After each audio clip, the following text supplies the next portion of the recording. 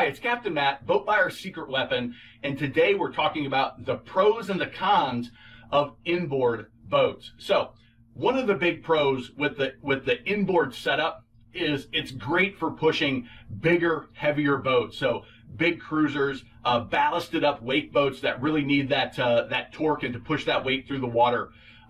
They also have great torque because the power goes right from that engine directly to a shaft or maybe a V-drive and out towards a big old propeller that it's going to spin around and get that boat to really be able to push some weight, pull a skier out of the water, push a big cruiser through the water.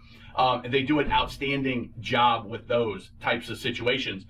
They're very simple drive systems. So if you're leaving the boat in the water, it's a great system. You just have to protect the shaft and the propeller and your rudder, but you don't have all those dissimilar metals together. It's a very simple system that's under the water line. It's great for those situations. It also allows you to have open access to the back of the boat with the big swim platform, which can be great on big cruisers. It's certainly fantastic when you're doing water sports like wake surfing and wakeboarding, water skiing. Having that access is very, very important.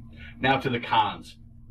The engine, because it's inside the boat, is going to take up a large amount of space. It's going to take some storage space that is required to have that engine there. Next is they're focused on torque and really being able to push heavy weights and accelerate, get that pulling people out of the water, but they're not fast. When it comes to top end speed, they're not going to be a fast boat.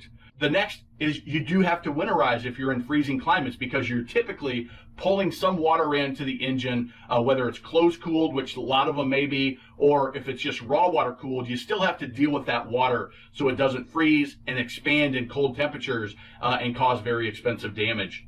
Next is if you have a single engine inboard, when you go in reverse, when you back up, you don't have that rudder to steer. So it's a little bit tougher to steer when you're backing up with an inboard. You got to get used to it because if you're going forward, it's pushing that water past the rudder moves and the boat handles great.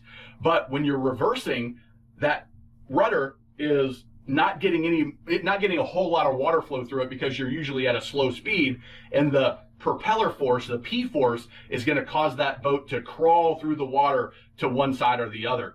That's just a characteristic of a single inboard. If you got twins, they're usually going to be counter-rotating and they offset each other, and it's really easy to maneuver with those twins. So those are the pros and cons. If you like the video, give it a thumbs up. It helps YouTube say, hey, let's share this with more people that are searching. If you're looking to buy a boat, you're researching a boat, grab the Boat Buyer's Toolkit. It's totally free, boatbuyerstoolkit.com. It's about 25 pages packed with questions to ask, checklists, information on demos, trailering, all sorts of stuff. You'll be glad you have this to keep you on track and make sure that you buy the perfect boat. Remember, life truly is better on a boat.